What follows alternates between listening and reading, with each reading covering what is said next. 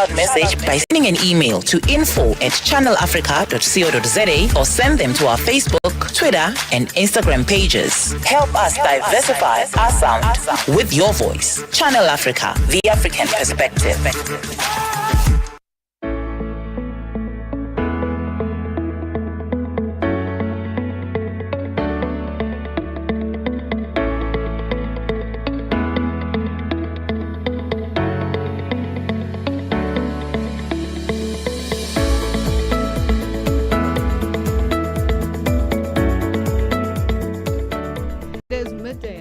Updates coming to you live from Johannesburg in South Africa on Channel Africa Radio from an African perspective. I'm Lulu Gaboo. I'm with Jwalani Tulongwebe, Figilele Ngwati and Nosipho Zuma. A lot coming up in this hour. We both agreed that the war should be brought to an end as soon as possible. President Trump and I also agreed to meet soon. South Africa's president meet with U.S. counterpart to resolve bilateral differences over the status of the country. Different views and different perspectives. So all of them agreed on the need for elections. But of course, the variations were as to how to get there. And while there is a general agreement on the need for elections in Libya, consensus on moving forward remains elusive. But first, the news with Jwalani Tulongwebe.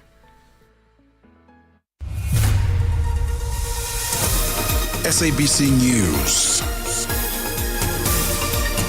The African Perspective. Thank you, Lulu. Good day. Senegal's top court has rejected a move by lawmakers to revise an amnesty law that would have paved the way for possible prosecutions over the deaths of dozens of protesters during anti-government demonstrations between 2021 and 2024. The West African country's parliament had approved revisions earlier this month to the law, which was passed in March 2024 under former President Macky Sall to pardon offences committed by both security forces and protesters. Riots broke out across Senegal in the run-up to elections on the 24th of March last year, fueled by concerns that Sall was muzzling his opponents and seeking to stay in power beyond the end of his mandate. According to Amnesty International, at least 65 people were killed, mostly by bullets. Congo and Rwanda plan to sign an agreement in Washington today to promote peace and economic development. This is part of a diplomatic push to end violence after an advance by M23 rebels in eastern Congo. The agreement, expected to be signed by the two countries' foreign ministers at a ceremony with U.S. Secretary of State Marco Rubio, comes as Washington is in talks to invest billions of dollars in mineral-rich Congo. Rwanda said this week it was also speaking to Washington about a possible minerals deal. The World Food Programme says it will suspend vital aid to nearly 4 million vulnerable Ethiopians from Monday.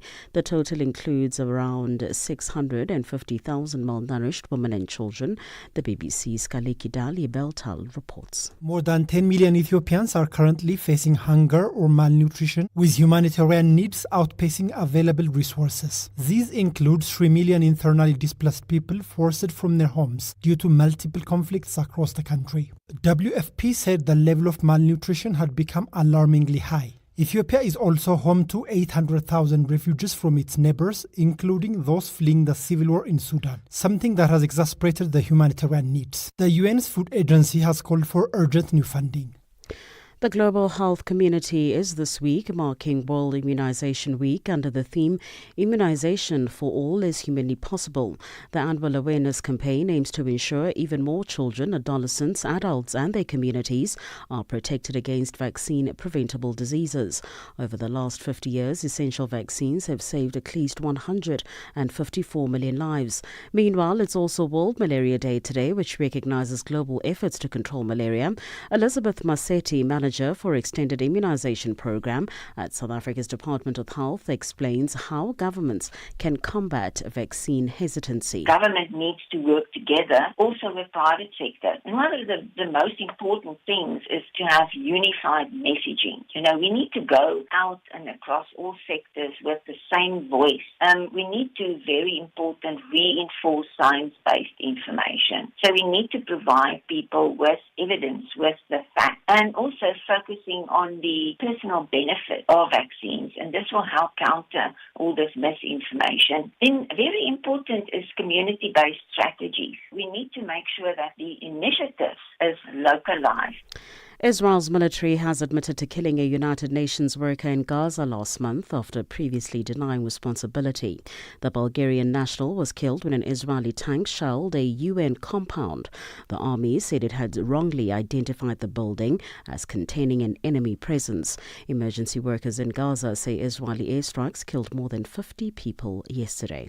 For any news stories you would like to share with us, please do send an email to newsroom@channelafrica.co.za or call us on +27 11714 4459. For Channel Africa News, I'm Jolani Tulongwebe. In our sports headline this hour, Mfikile Lingwati, Al-Ali forward Naik Gradisa says he's counting on the energy from the influential supporters against the Mamelodi Sundowns in the crucial CAF Champions League semi-final.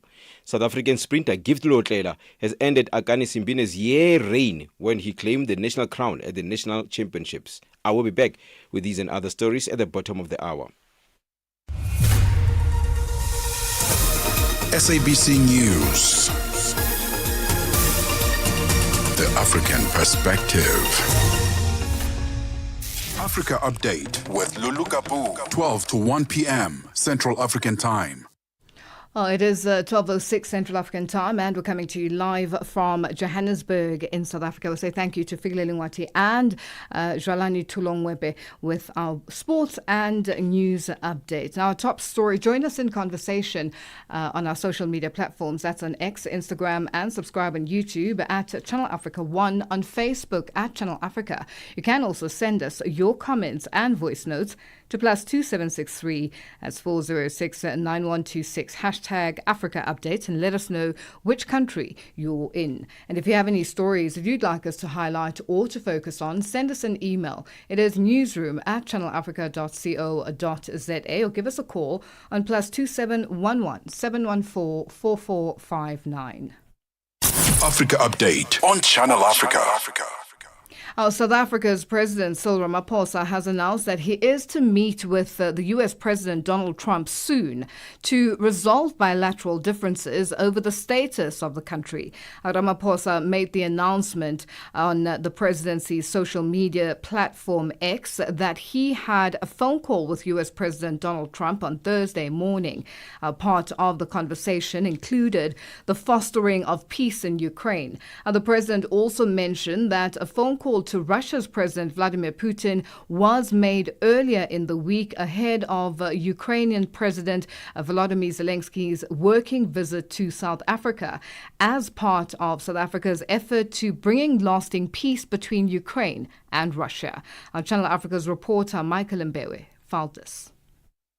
As South Africa intensifies its policy of non-alignment, Zelensky's visit to South Africa on Thursday served to dismiss the notion that South Africa was siding with Russia on the ongoing conflict. Ramaphosa hosted Ukrainian President Volodymyr Zelensky at the Union Buildings in Pretoria, being the first ever president from Ukraine to visit South Africa 33 years since the establishment of bilateral relations. I had an opportunity to speak to President Trump yesterday, or this morning rather, to discuss the peace process in Ukraine. We both agreed that the war should be brought to an end as soon as possible to prevent further death and destruction. President Trump and I also agreed to meet soon to address the various other matters regarding our relations between South Africa and the United States. We both spoke about the need to foster good relations between our two countries. Earlier in the week, I had a call with President Vladimir Putin, where we both committed to work together towards a peaceful resolution of the Russia-Ukraine conflict. In June 2023, Ramaphosa met Zelensky to foster a proposed African-led peace deal, which included a 10-point plan to end the war. In June 2023, I had the honor of meeting President Zelensky in Kyiv as part of the African Peace Initiative. Since then, we have maintained ongoing dialogue between our two countries and our diplomats. We've been engaging together with many other countries in the various preparatory talks for installing peace in Ukraine, and we've engaged in a number of other initiatives. For instance, when the African Peace Initiative African leaders were in Ukraine and Russia, one of the issues that we put on the table was a comprehensive and unconditional ceasefire. Another precondition was the exchange of prisoners of war, including children, adopted by Russia. We also put on the table the return of the children who were taken to Russia. We also put on the table the exchange of captured by Russia or Ukraine. So the dealings that we have had with other countries, with Ukraine, have been quite extensive in a number of ways. South Africa's Minister of International Relations and Cooperation, Ronald Lamola, said the meeting of the two leaders was a continuation from the WEF. In the engagements of the two leaders at the margins of the World Economic Forum and the UN General Assembly, President Zelensky did acknowledge that there are some parts or components of the 10-point plan of the Africa Initiative that can be incorporated in the peaceful negotiations between Russia and Ukraine. And as you are aware, I also had engagements, and the President also had engagement with President Putin. I also had engagement with my counterpart, Mr. Lavrov, in Russia to raise those issues, and they continue to see them in a light that as part of the discussions, the 10-point plan can be part of that discussion and incorporated. Reacting to Ramaphosa, Zelensky said his country is fighting with aggressors. Corner of the world, we are fighting for our freedom in this full-scale war. For more than 3 years, we are fighting against the occupation by Russia, against our people being prosecuted with, again, any sort of denigration of our people by the aggressors. However, he paid homage to Ramaphosa and South Africa's peace efforts. We are thankful for your support of Ukraine, for you sharing our understanding that this war has to be ended as soon as possible. This was our primary topic to discuss with President Ramaphosa. South Africa's Minister of Agriculture, John Steenhuisen, concurs with Zelensky. I think it's very good, and I commend President Ramaphosa for his ongoing efforts to try and broker peace there. We do need to end the war there. Conflict is never good, and I think the presidents have had a very constructive discussion. We've had a very good discussion with our counterparts, and I think it's been a huge opportunity for us to be able to do that. Michael Mbewe, Channel Africa News, Johannesburg. Africa Update on Channel Africa. Você é fluente em português? É apaixonado por rádio e quer trabalhar na África do Sul? Você tem documentos que o qualificam para trabalhar na África do Sul? Nesse caso, podemos ter uma oportunidade para você trabalhar no Canal África.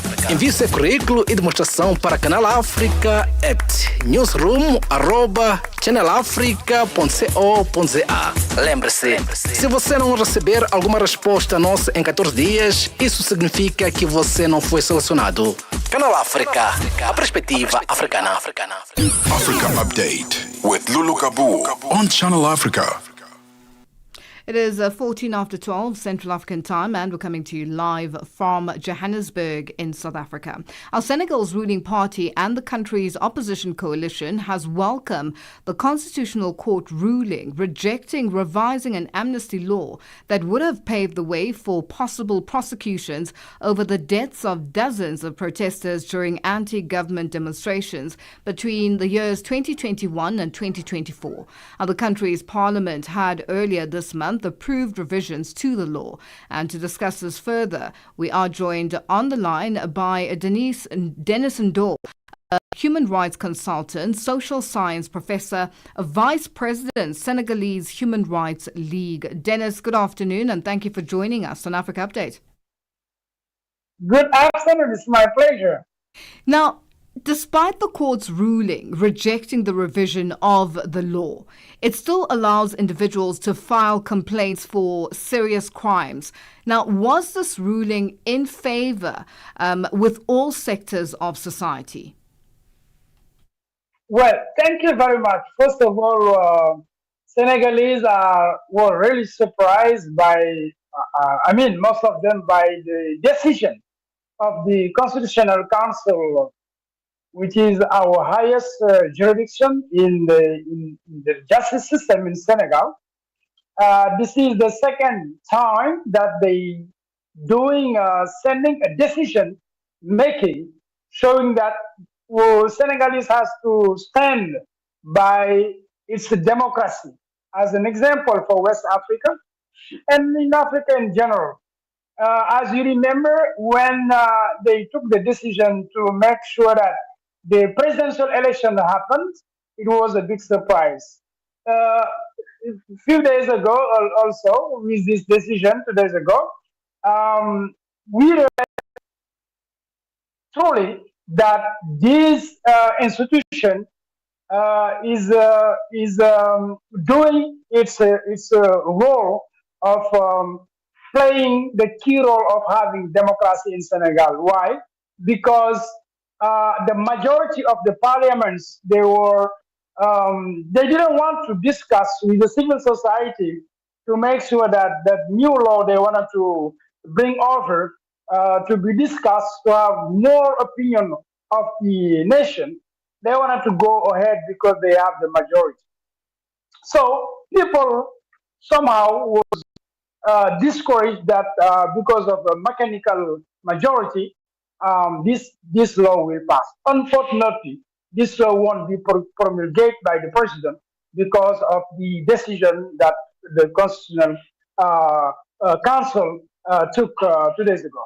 As you remember, the main topic, the main subject, why we have the discussion, it was because those who just arrived in power now, they were thinking that the best way to unlight this amnesty law is to make a new law, which is not good because when you are unlighting a law, you're not supposed to make a new law. Making a new law means that you add something or you took out something. And in this case, they add something. And what they add is they wanted to emphasize the fact that in the international laws, crimes like torture, you cannot be covered by an amnesty law. But that we know because our constitution on its preamble emphasize already the respect of the convention, international convention against torture, but also human rights declaration of 1948. So which means that the decision that the council took was that this article was unconstitutional because they are coming to bring confusion on population on the way they try to unlight the law. Because what is already clear, you don't have to come back and try to make it more dark by the way of you explain about it. Now, So, Dennis, we there can say were that concerns, in terms of the concerns that were there. Was it one-sided, or can you tell us more about the concerns? Because you've touched on them just a little bit. I want you to go into a little more detail as to the concerns and the impact of these concerns had this law been accepted, the impact of on the human rights, and just the judiciary as a whole when it comes to politics in Senegal. Well, thank you so much. First of all, we have to go deeper.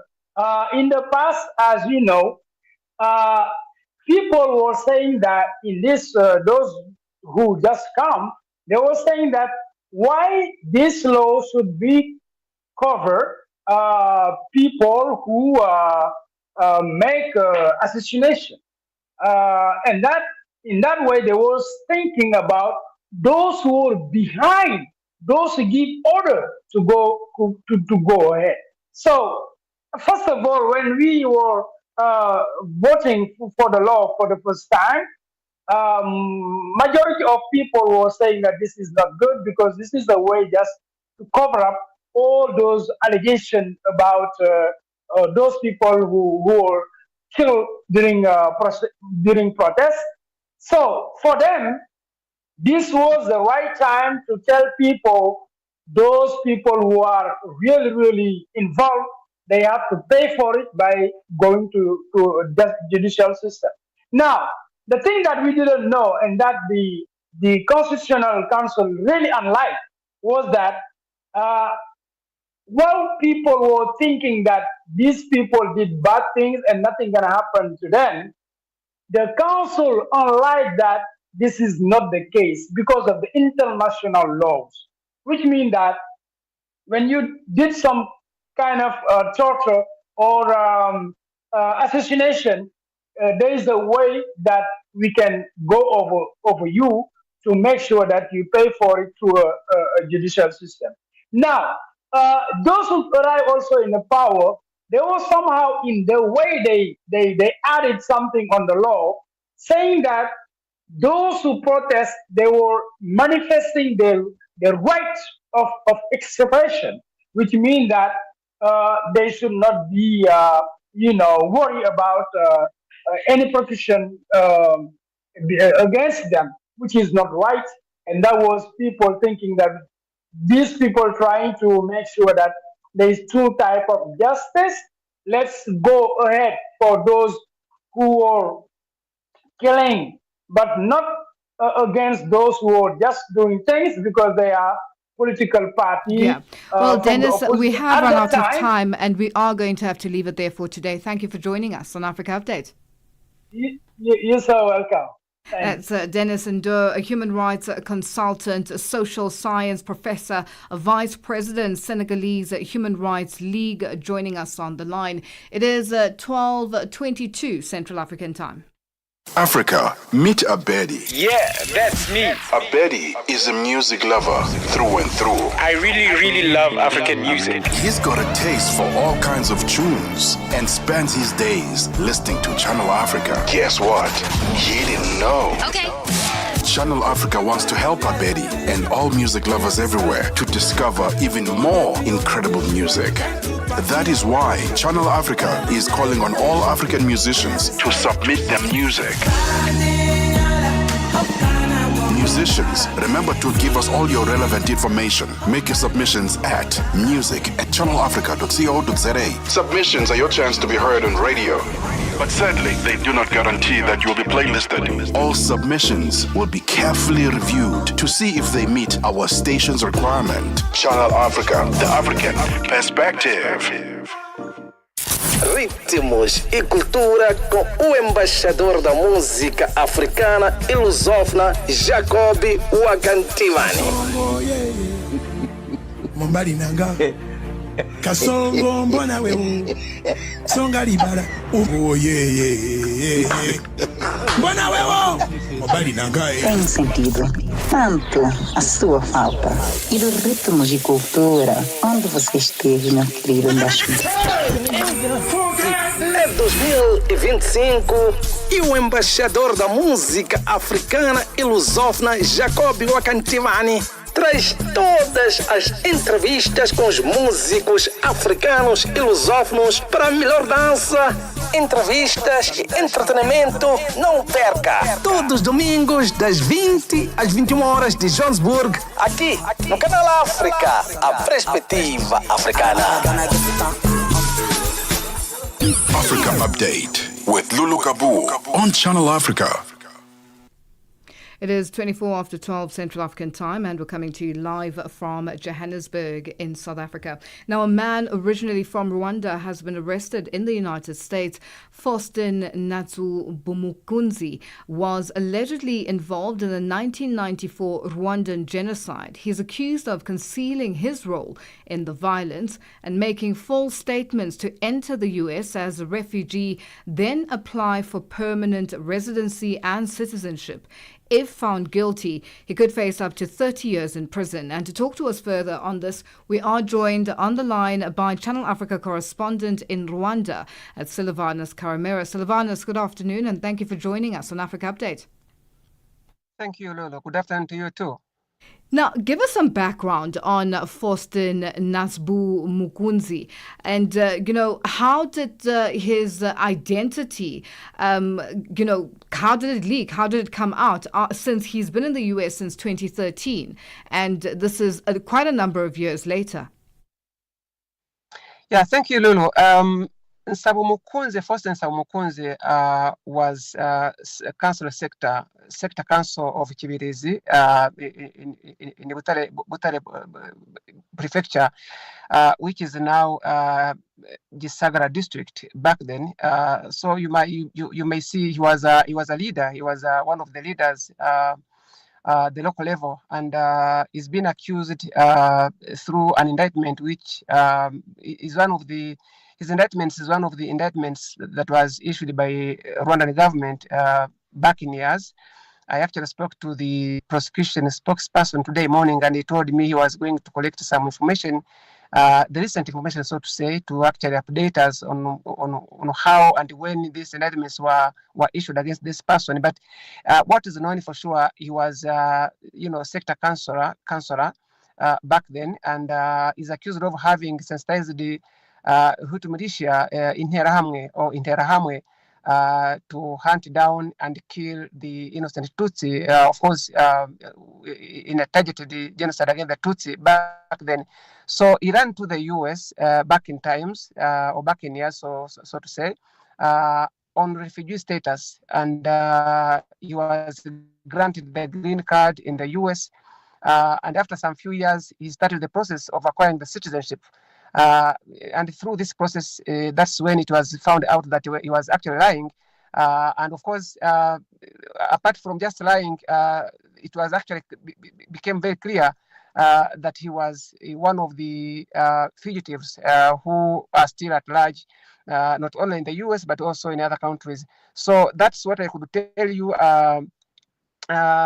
So some people, especially victims and survivors, so to say, not victims, survivors, of course, as a whole, they said that much as we don't know the number of those people who are killed, either indirectly or directly by the orders from by this person, but it is being said that very many people, were killed or died at his watch back then during the genocide.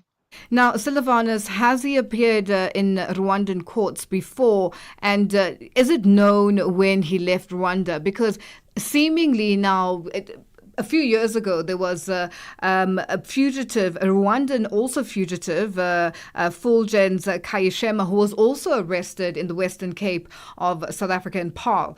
Now, with that in mind, clearly there are a number of these Rwandan elite, so to speak, for lack of a better word, who are seemingly cropping up in developing countries and developed countries like South Africa, the US. Has he been in the courts before in Rwanda, and what's the process now? What's to happen now? Yeah, thank you, Lulu, for that very good question. According to the local authority here, the Faustin Nsabo Mukunzi was tried in absentia by the local community Gachacha, traditional community Gachacha. You must have read that word. And of course, he was convicted, and then of course, in absentia, just like I said. And now going back to what you say, I think Faustin Nsabo Mukunzi is one of the many individuals who are still at large, both in African countries and in developed countries, in this case, European countries and the US and the other places of the world.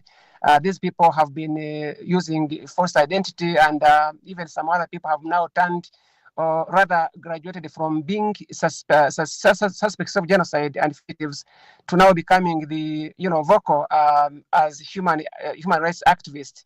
Now, has there been any reaction from the Rwandan government? There is no official reaction. As I said, the beginning, I have spoken to the prosecution authority through their spokesperson, Foster, and they told me they're still collecting some data to perhaps give the official statement later in the day. And as I can tell you, this gentleman has not been extradited back to Rwanda. And I must remind our viewers and listeners that Rwanda and the US do not have the extradition treaty. But through mutual agreement and legal agreements, we have seen a number of fugitives, taken back to Rwanda from the U.S. About 4 or 6 of them. So we perhaps expect to see him too coming to Rwanda, but it's still very early because he was just arrested, I think, yesterday or so.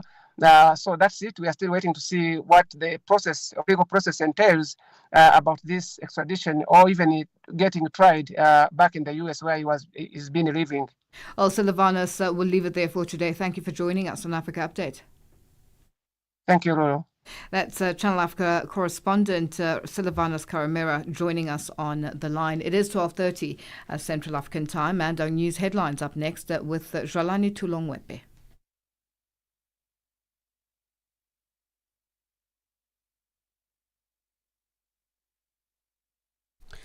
Thank you. SABC News. Headlines. The African Perspective.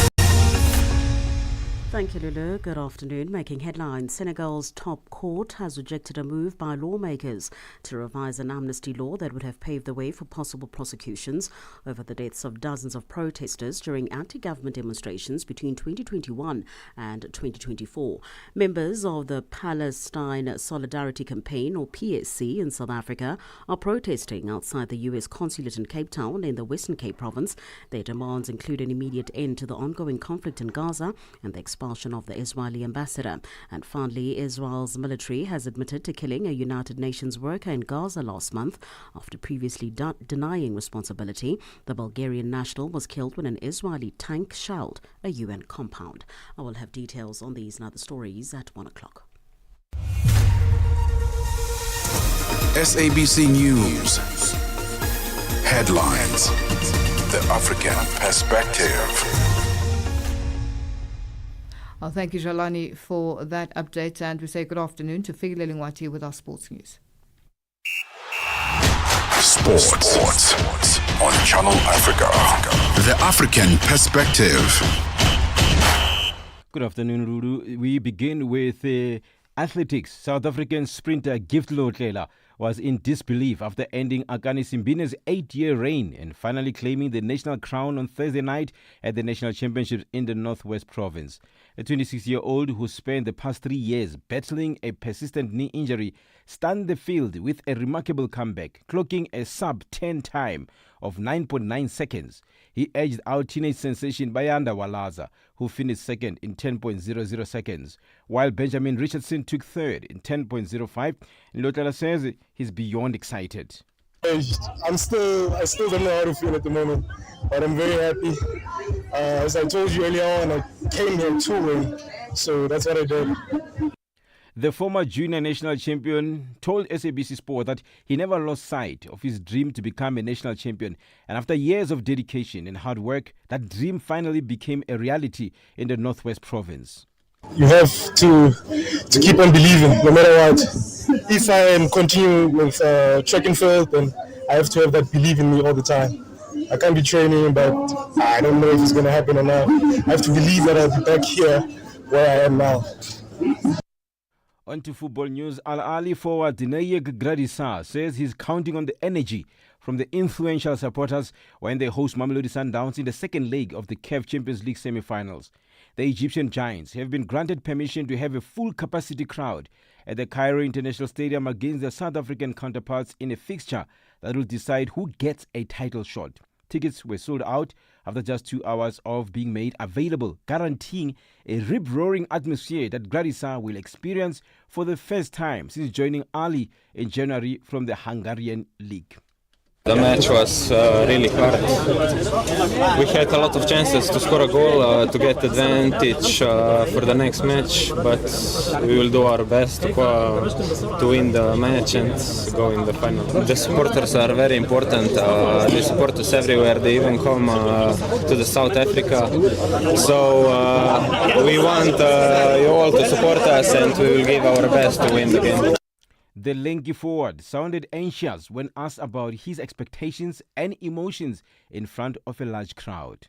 I wait this moment until I came here. It's gonna be tough for me, but I will do my best. Believe in the fans to support us and try my best to help the team to win the game. Let's end with former Mamelodi Sundowns and Orlando Pirates coach Rulani Mokoena has left his Moroccan club Wydad Casablanca after a run of disappointing results for the former African champions. It ends a 9-month adventure in North Africa for the 38-year-old coach who was fired by Mamelodi Sundowns at the end of last season, despite leading them to the Betway Premiership and taking the club to the Nedbank Cup final and semi-finals of the African Champions League. For any sports stories you'd like to share with us, please send an email to newsroom@channelafrica.co.za or call us on +2711 714 4459. This is Channel Africa Sport with me, Fidel Ngwati.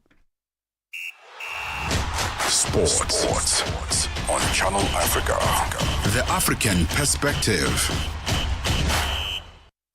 Zilipendwa na I am Henry Shekif. Baiter, mambo vipi? Poa. Mwaka 2025 mpaka hivi sasa ukoje kwa upande wako mzee baba?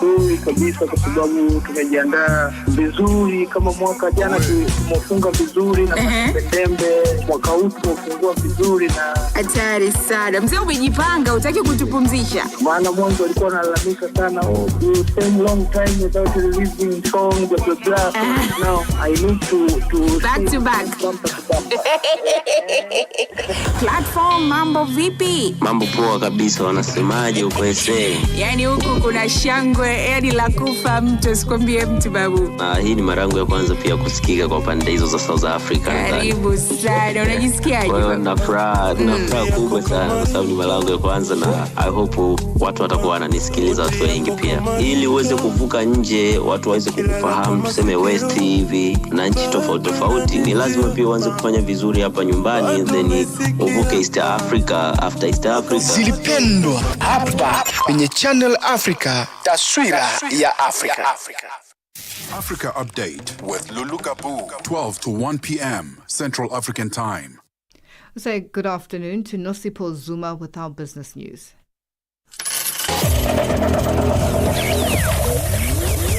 Business news on Channel Africa. The African Perspective. Thank you, Lulu. Good afternoon. In your business news this hour, the latest data from statistics agency Zimstat has showed that Zimbabwe's annual inflation rate was at 85.7% this month in local currency terms. Today released is the first time Zimstat has given a year-on-year local currency inflation rate since authorities launched the Zimbabwean gold, which is ZiG currency, in April 2024. But the ZiG is down almost 50% since its launch, according to today's exchange rate on the central bank website. Tanzania has banned the import of agricultural products from Malawi and South Africa, saying it was retaliating for similar hostile trade measures from both countries. Tanzania has further said none of that maize for Malawi will pass through Tanzania's territory, adding that fertilizer exports to Malawi, scheduled to begin next week, Thursday, ahead of the country's planting season, have been suspended. Malawi's Trade Ministry spokesperson Patrick Botha says there is no official complaint in Malawi from Tanzania on the trade-related standoff issues. So as a ministry and as the government of Malawi, we haven't received any official communication from the government of the Republic of Tanzania. However, we are following the developments and we will make a comment at the appropriate time. The Economic Freedom Fighters in South Africa is adamant that Finance Minister Nokotongwane should resign, accusing him of posing a threat to the country's economic stability. This comes after the reversal of the highly contagious 0.5% value-added tax increase, which was due to take effect next week. The party is also demanding the resignation of the National Treasury Director General, Dr. Duncan Peterson. EFF senior researcher Dr. Gumani Chimomola says Nokotongwane contravened the Public Finance Management Act requirement when he failed to table a budget before the end of the financial year. A budget is such an important government instrument to ensure that there's continuity of service delivery, there's certainty in the economy and the market, business people know what they're dealing with. But in this instance, both the Minister and the Director General of the National Treasury, Duncan, are unable to present a credible, believable, and also a budget that will find consensus in the National Assembly and in the National Council of Provinces. And we call for his resignation because as things stand now, South Africa does not have a budget before Parliament, which we can analyze, interrogate, agree, disagree, because he has withdrawn everything that he has tabled. Threatened by armed conflict, volcanic activities and rampant devastation, Africa's oldest national park is turning to chocolate gorillas to raise its profile and boost conservation efforts. Virunga National Park in Morava-aged Eastern Congo is making its 100th anniversary this month by producing 25,000 handcrafted treats at a nearby chocolate factory to be sold in Europe, including Belgium, Congo's former colonial power. Profits from sales of the chocolates are meant to be reinvested in nearby communities. And finally, U.S. President Donald Trump has signed an executive order aimed at accelerating deep-sea mining. It's for critical minerals needed to make batteries, computers, chips, and some weapons. It's hoped that the measure will reduce reliance on China, but critics say it will harm underwater ecosystems. The BBC's Jake Knoll has the details. The White House has promised that the order will create 100,000 jobs and hundreds of billions of dollars in economic growth. But China was clearly on the mind as Mr. Trump signed the papers. It is estimated that the U.S. seafloor has 1 billion metric tons of potato-sized nodules containing nickel, manganese, and cobalt. They are critical in making electric car batteries and computer chips, and the world relies on China for them. The UN has been preventing such mining for more than a decade, citing environmental concerns, but Mr. Trump's order will bypass the UN rules. Your financial indicators: $1 in Nigeria is trading at 1,000 Naira 610. In Botswana, it's 13 Bula 58. Kenya, the dollar is trading at 128 shilling 59. And in Zambia, it's 28 kwacha 26. In BRICS countries, $1 in Brazil is trading at 5 real 69. Russia is 83 rubles 09. India is 85 rupees 36. China at 7 yuan 29. And in South Africa, $1 is trading at 18 rand 79. $1 is trading at 75 pence to the British pound and 87 to the euro. Looking at commodities, the gold is trading at $3,304 and platinum at $962 per ounce. The price of Brent crude oil is at $66.04 a barrel.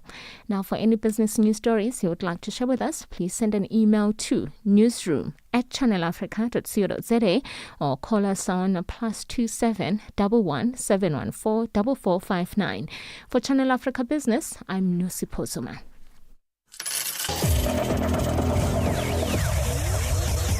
Business News on Channel Africa.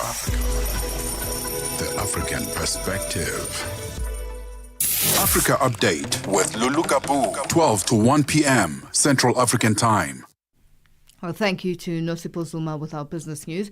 It is 12:43 Central African Time, and we're coming to you live from Johannesburg in South Africa. Now, as countries mark World Malaria Day, Goodbye Malaria has issued an urgent call to action. It says reinvestment in the fight against malaria is critical to halting a dangerous resurgence driven by climate change. Sherwin Charles, the CEO and co-founder of Goodbye Malaria, is on the line to discuss how the changing climate is expanding malaria's reach into previously low-risk areas and threatening to undo decades of hard-won progress. Sherwin, good afternoon and thank you for joining us on Africa Update. Thank you very much for having me, Lulu. Now, Sherwin, let's talk about the significance of the day. Also, looking at the theme being reinvest, reimagine, reignite.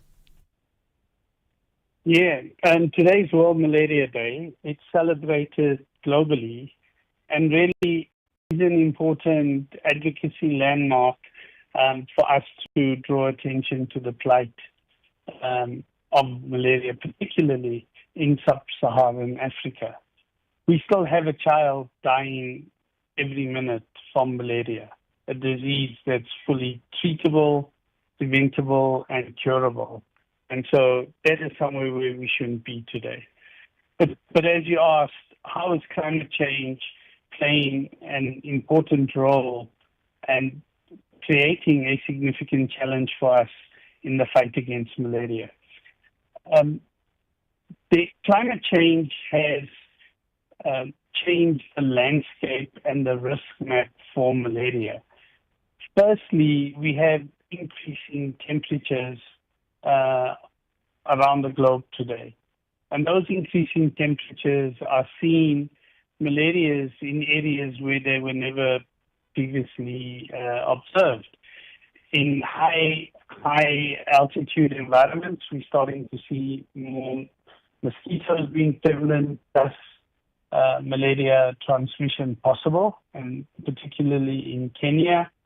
Global warming really provides an ideal environment for mosquito populations to thrive.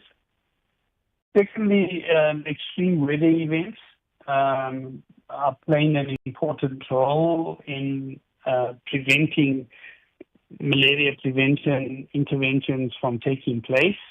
Flooding not only creates standing pools of water where once again mosquito populations can expand very, very quickly, but also bringing lots of other diseases to communities along where the flooding has taken place.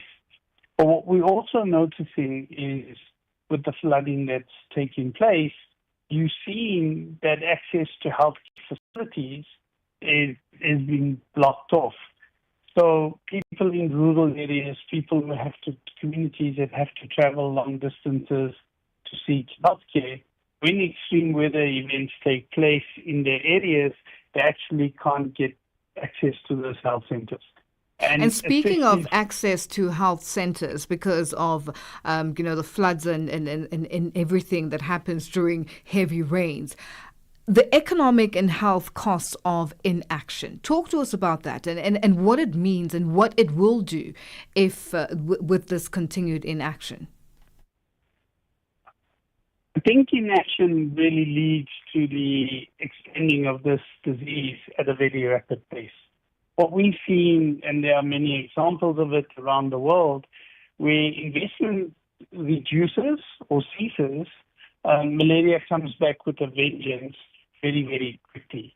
Malaria is spread by mosquitoes. When those populations thrive, the transmission happens exponentially. So where progress has been gained over 10 years, you could lose all of that progress within a 2-year period when inaction happens. And our biggest challenge to inaction right now is resources, mostly financial. And what are some of the innovative tools and that can deal with malaria apart from with the help of finances, obviously? And what does it take to deploy them at a large scale? There's a lot of innovation coming down the pipeline. We've seen challenges with medication for pregnant women, for children under the age of 5. There's a lot of new formulations coming through that provide long-lasting prevention as well as protection for both the children under 5 and as well as pregnant women. We also have in the pipeline a single-dose medication that would cure malaria from someone who's contracted the disease. And we're hoping that that would get regulatory approval pretty soon. These innovations, however, when they come to market, they cost a little bit more than the current interventions that we have. And the question is, how do we ensure that it scales up quickly? And market shaping with international donors, with international aid agencies is very, very important. And what market shaping does, it allows for rapid reduction in costs of new innovation by providing performance guarantees or volume guarantees that allow for manufacturers and developers to enter the market and to get volumes up very quickly and scale, which then ensures the costs become competitive and comparable to existing treatments. Now, Sherwin, why do you think there is not enough coming from governments or enough attention coming from governments, and also, when you speak of donors and the private sector, why are they not playing a bigger role? Or is it a case of there is just too much happening currently and everyone seems to be stretched quite thin? Yeah, I think budgets across sub-Saharan economies are extremely tight. Most of them have unfunded deficits. I think what we've seen is that post-COVID, the resources coming back to malaria have not been the same. If you look at sub-Saharan Africa, over 80% of the money spent in the fight against malaria, and this is across all interventions, come from two donors, mainly the Global Fund and the President's Malaria Initiative, part of USAID, which has seen drastic cuts recently. The budgets in high-burden countries, generally they are the poorer nations on the continent. They do not have capacity to fill the gaps that we see. And so the question is, how do we bring efficiency to bear? How do we get better value for money? But more importantly, how do we bring African philanthropists, African private sector to stand up and be counted right now? To treat and prevent malaria, the costs are not high per person. And so I think we need to, as you said, reignite the urgency and the need for reinvestment on the continent by the private sector, by private medical aid access, and our governments. Well, Sherwin, we'll leave it there for today, and thank you so much for joining us on Africa Update. Thank you very much. That's Sherwin Charles, the CEO and co-founder of Goodbye Malaria, joining us on the line. Africa Update on Channel Africa. Libya's UN Special Representative Hannah Tete has been engaging key political figures to address the complex challenges facing the country. While there is a general agreement on the need for elections, Tete told UN News Reem Abaza that consensus on moving forward remains elusive. During these first 2 months, there were a couple of things I wanted to do. I wanted to meet with all of the key Libyan interlocutors, not just to introduce myself, but to have a sense from them on what their views were on progressing the political process, why, from their perspective, we had the challenges that we have, and what they thought about the newly launched committee of advisors that were selected by UNSMIL as a technical committee to review the challenges surrounding the electoral process and to make recommendations to UNSMIL as to how those issues could be addressed as part of establishing a new roadmap towards getting the country out of this transition phase towards elections and to a government that would have, hopefully, the strong support of the Libyan people, which is necessary to address some of the challenges they face at the moment, the de facto fracturing between East and West, and the continuing fracturing of national institutions. which, if it were to continue down that trajectory, would be particularly unhelpful. And what did you hear from them? Different views and different perspectives. So all of them agreed on the need for elections. But of course, the variations were as to how to get there. On the Western side, the perspective was, it's not just enough to think about establishing a government that would move the country towards elections. They were more along the lines of, there are particular issues that need to be addressed, and let's focus on those issues. And some were of the view that one of those issues was to have an agreed constitution before elections could be held. For others, it was more along the lines of unifying institutions, and especially creating operational readiness in the key institutions that would be responsible for managing elections. On the eastern side, most of the feedback were towards establishing a new government and then having a government that would prepare the country for elections. Now, of course, these are two completely divergent views, except for the fact that they all agree that the end goal should be elections. And from my perspective, I think it's important to note that all of Libya's institutions actually have outlived the original mandate period for their legitimacy, without exception. And it's important not just for the process of strengthening democracy as a concept, but ensuring that people in responsible oversight positions understand that they have some accountability to allow for that elections process to take place. Elections have been a long-standing issue. A lot of efforts have been done by the United Nations, but still there are many sticking points. What are these sticking points exactly, and what are you doing or plan to do to try to bring people together? Well, that is why we, UNSMIL, established the Committee of Advisors to give us proposals towards being able to organize elections. But elections take a number of elements in order to ensure that they are successful. They are not an end in themselves, they are a means to an end.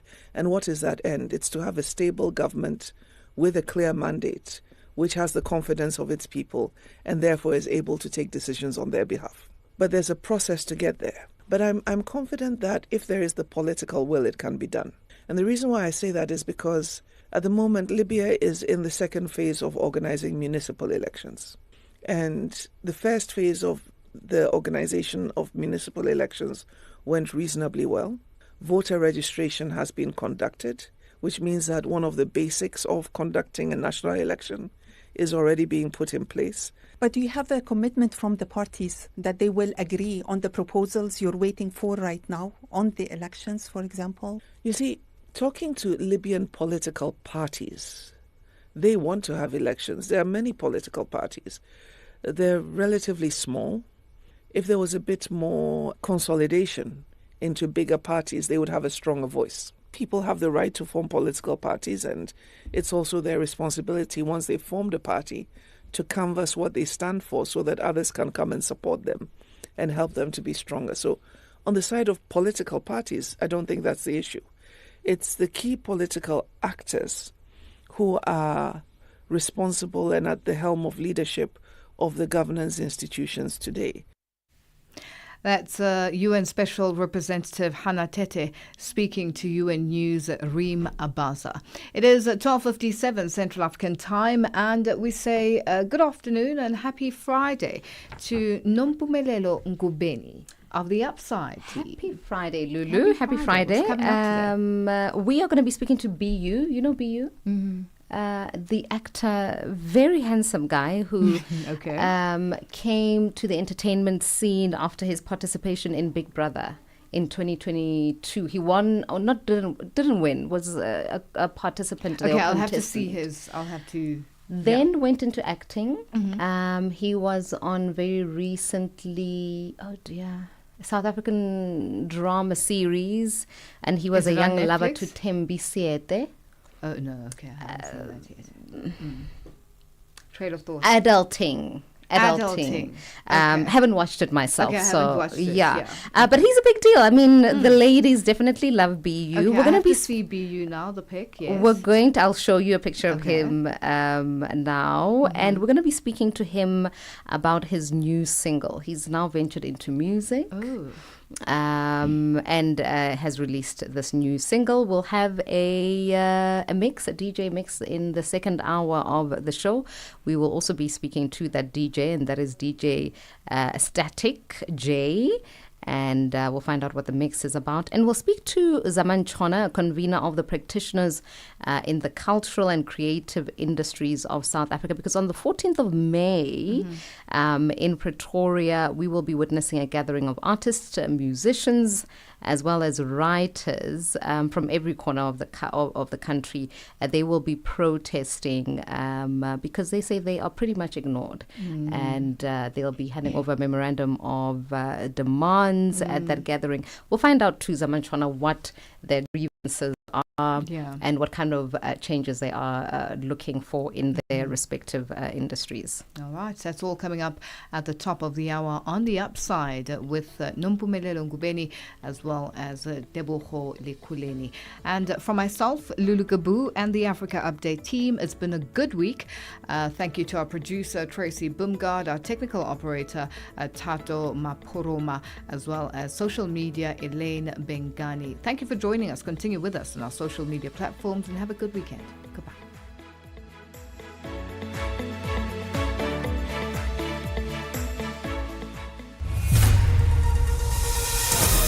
SABC News. The African Perspective. Thank you, Lulu. Good afternoon. Senegal's top court has rejected a move by lawmakers to revise an amnesty law that would have